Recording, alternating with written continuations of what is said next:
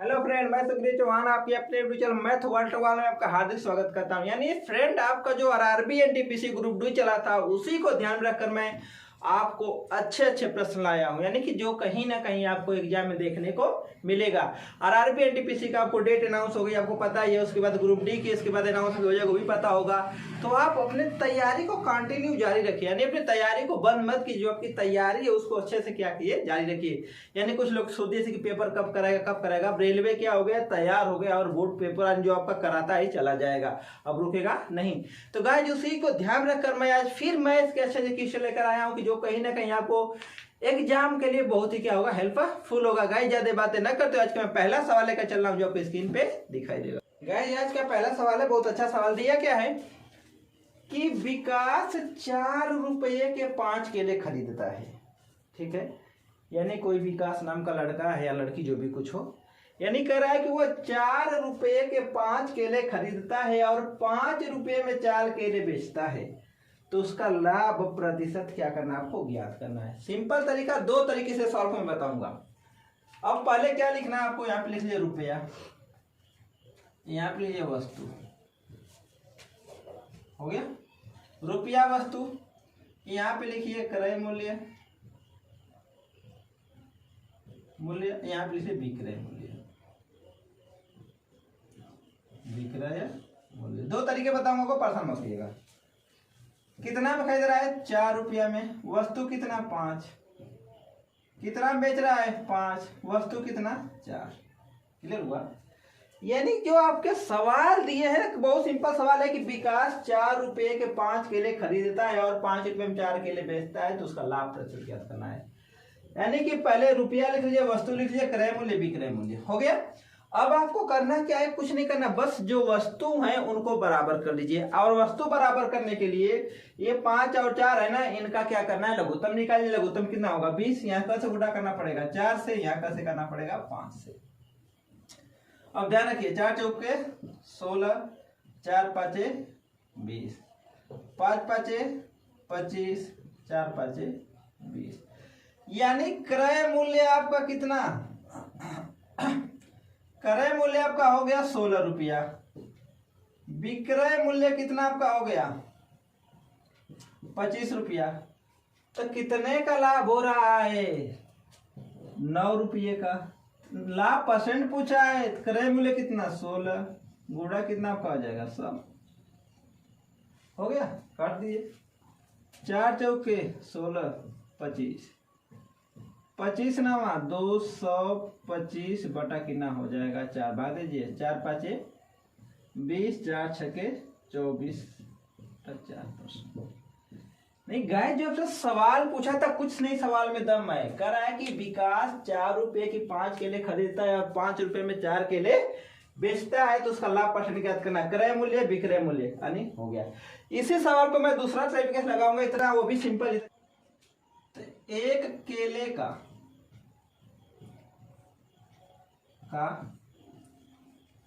क्रय मूल्य कितना हो जाएगा, 4 बटा का 5, भाग में कितना हो जाएगा, 5 बटे 40, इतना हो गया। ठीक है। और एक केले का विक्रय मूल्य एक कितना हो जाएगा, 4 बटे का 5 बटे का 4। बात दीजिए कितना हो जाएगा, 4 एकम 4, 4 दूना 8, 4 पाँचे 20। सही है, 4 पाँचे 20, 4 दूना 8, 4। सही है। यानी कहने का मतलब ये हुआ कि वह कितना में खरीदा, इतने में खरीदा, 80 पैसे मान लीजिए, 80 पैसे में खरीदा और इतना में बेच रहा है, तो लाभ कितना का हो रहा है, लाभ निकाल लीजिए। 1.25 माइनस 0.80, घटा दीजिए। 10 में से 5 यानी 5 हो जाएगा, 12 में से 8 कितना बचेगा आपका, 4। ये आपका हो गया, इतना का प्रॉफिट हो गया। ठीक है, आपको लाभ कितना हो गया, 0.45। लाभ प्रतिशत पूछा है ना आपसे, तो लाभ प्रतिशत बराबर क्या होता है आपको पता है, तो देख लीजिए, लाभ बटा क्या होता है, क्रय मूल्य गुणे कितना आपका हो जाएगा 100। लाभ कितना 0.45, क्रय मूल्य कितना आपका 0.80, गुणे कितना 100, दशमलव के बाद 2 दशमलव खत्म, क्या हो जाएगा 45 बटे हो जाएगा 80, गुणा कितना आपका हो जाएगा 100। 20 पाँचे 100, 20 चौका 80, भाग दीजिए 5 पाँचे 55, 225 बटा कितना आपका हो जाएगा 4, 4 पाँचे 20, 4 छके 24, सही बटा कितना। यानी कि आप चाहे ये फार्मूला लगाइए, चाहे इसके पहले जो मैं वो फार्मूला बताया चाहे उससे लगाइए, आंसर आएगा उतना ही। यानी कहा है कि विकास 4 रुपए के 5 केले खरीदता है और 5 रुपए में 4 केले बेचता है, तो उसका लाभ परसेंट होगा, तो उसका लाभ परसेंट हो जाएगा 56.25 कर सकते हो, भी आंसर आ जाएगा।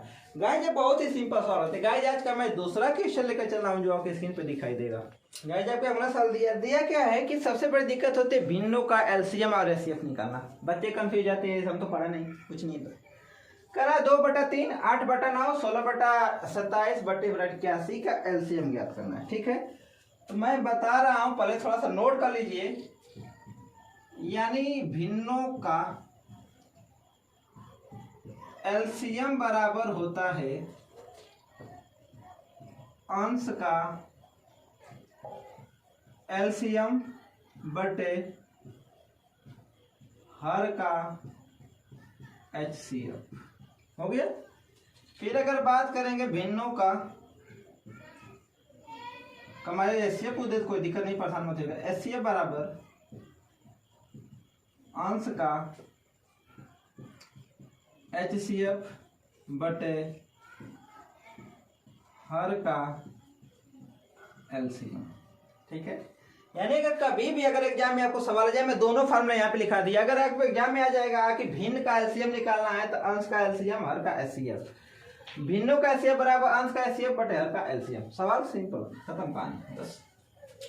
अब आपको करना क्या है,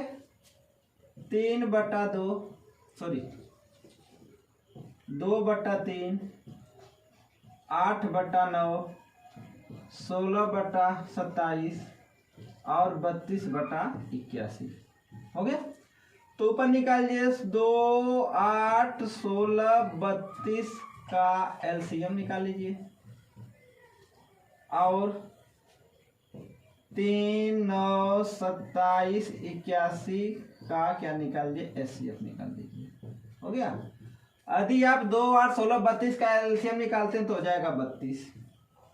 ठीक है, और 3, 9, 27, 81 का एचसीएफ निकाल देता आपका हो जाएगा 3। आपका क्या हो गया, आंसर हो गया। चाहे इसको मिल सकते हैं 10 सही 2/3, बस खत्म कहानी। यानी मुझे आपको समझाना था कि रूल क्या होता है, रूल के अनुसार ही हमको पढ़ना है, नहीं तो अगर डायरेक्टली में बता दूंगा तो आपको समझ में नहीं आएगा। अगर कभी भी ऐसे सवाल अगर भिन्न एग्जाम का सवाल पूछ देते यही तरीका लगाइएगा, कभी गलत नहीं होगा। गाइस जाकर सामने मैं अगला क्वेश्चन लेकर चल रहा हूँ जो आपको दिखाई देगा। आपके सामने वाला सवाल है, बहुत अच्छा सवाल है, बहुत ही छोटा सवाल। दिया क्या है कि यदि एक संख्या के 5/7 का 70% 90 है तो संख्या क्या होगी। यानी कोई संख्या है और उस संख्या का 5/7 का 70% 90 है, तो संख्या का कुछ नहीं करना है, बस वही माना संख्या x है, कुछ भी मान सकते हैं, आपको डिपेंड करता है। माना संख्या x है, हो गया। x का 5/7 निकाल लीजिए, 5/7 का 70%, 70 बटा कितना 100 बराबर कितना 90, 100 खत्म कहानी।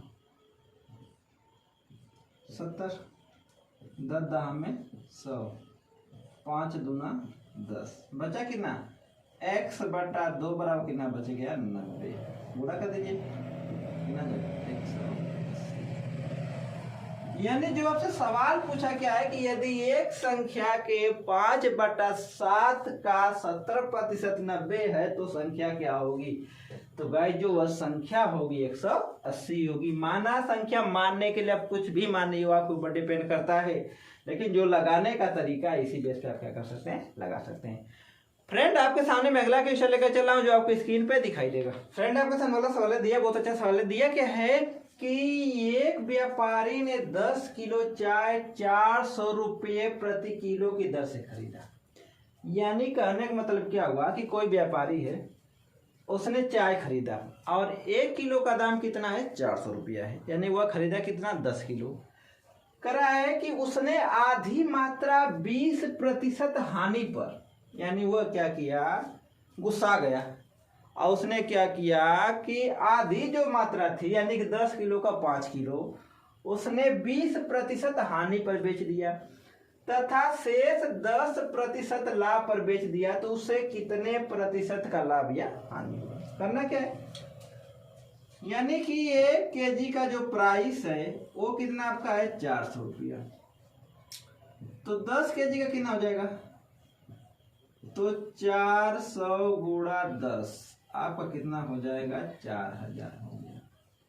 ठीक है, यानी कि वह कुल चीनी कितना खरीदा, 4000 रुपये का। अब कह रहा है उसमें से उसने आधी यानी कि 400 का आधा 200 और 2000 20% हानि पर बेच दिया। मतलब क्या हुआ, 20% हानि का मतलब हुआ बेचा कितना होगा, 80% में। ध्यान रखिएगा का हानि तो 100 में माइनस, लाभ तो 100 में प्लस, तो कितना हो जाएगा, 80/100 कर दीजिए। ये बेचा 1600 रुपये में, हो गया। फिर कर रहा है तथा शेष, यानी कि शेष 4000 था, 4000 में 2000 निकल गया, बचा कितना आपका, 2000। तो 2000 को क्या किया, वह 10% लाभ पर बेचा, मतलब बेचा कितना होगा, 110 में, जितना लाभ उतना, तो गुणे 110/100, 1010 कट गया, कितना बेचा होगा, 0 0 11 दूना 22। एसपी कितना हो गया, विक्रय मूल्य कितना आपका हो गया, आपका हो गया, जोड़ लीजिए 0 0 6 2 8 3, सही है, हाँ, 3800 रुपया। खरीदा कितना में था, क्रय मूल्य आपका कितना था, 4000 हो गया। तो हानि कितनी की हुई, तो आपको पता होगा हानि बराबर क्या होता है, क्रय मूल्य माइनस विक्रय मूल्य। कर लीजिए, यानी कि 4000 माइनस 3800, कितना का नुकसान हो गया, 200। अब आपसे पैसा नहीं पूछा, पूछा क्या है, हानि प्रतिशत, तो कितना हो जाएगा, 200 बटे कितना आपका हो जाएगा, 4000 गुणा कितना आपका हो जाएगा, 100, 1 2 1 2 1 1 1 1, कितना हो जाएगा, 5% का क्या हो गया, हानि हो गया। यानी फ्रेंड जब से पूछा था कि एक व्यापारी ने 10 किलो चाय 400 प्रति किलो की दर से खरीदा, उसने आधी मात्रा 20% हानि पता था, शेष 10% लाभ पर बेच दिया, तो उसे कुल कितने परसेंट का लाभ या हानि हुआ, तो उसे 5% का क्या हुआ, नुकसान हुआ। फ्रेंड आज का मैं लास्ट क्वेश्चन लेकर चल रहा हूं, और आज का जो हमने सवाल करे बहुत ही इंपॉर्टेंट सवाल कर रहे हैं। तो आज का लास्ट सवाल, लेकिन आगे बढ़ने से पहले एक रिक्वेस्ट है कि चैनल को सब्सक्राइब करें, वीडियो को लाइक करें और कमेंट बताइए वीडियो को कैसे लग रही है। तो फ्रेंड आज का लास्ट क्वेश्चन है जो आपको स्क्रीन पे दिखाई देगा। फ्रेंड आज का लास्ट सवाल है, बहुत इंपॉर्टेंट है, तो मैं बताऊंगा भी नहीं, जब तक आप चैनल को सब्सक्राइब नहीं करेंगे तब तक नहीं बताऊंगा, ठीक है, ध्यान रखिएगा। हो गया कि 28 मीटर व्यास वाले एक वृत्ताकार मैदान को समतल करने की लागत क्या होगी यदि शुल्क 125 प्रति वर्ग मीटर हो। यानी कहने का मतलब क्या हुआ कि ध्यान रखिएगा कि कोई एक वृत्त है, कोई क्या है, एक वृत्त है, ठीक है, ऐसा वृत्त है, और मान लीजिए यहाँ पे गड्डी गुड्डा कहीं कहीं पड़ा है, ठीक है। तो कह रहा है कि इसको क्या करना है, बराबर करना है, समतल करना है, इसको क्या करना है, समतल करना है।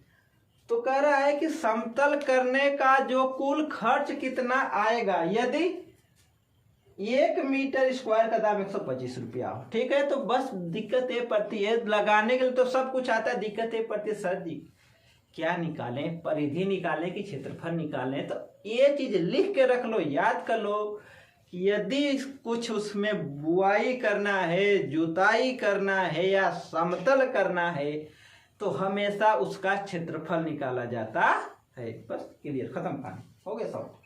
देखिए करना क्या है,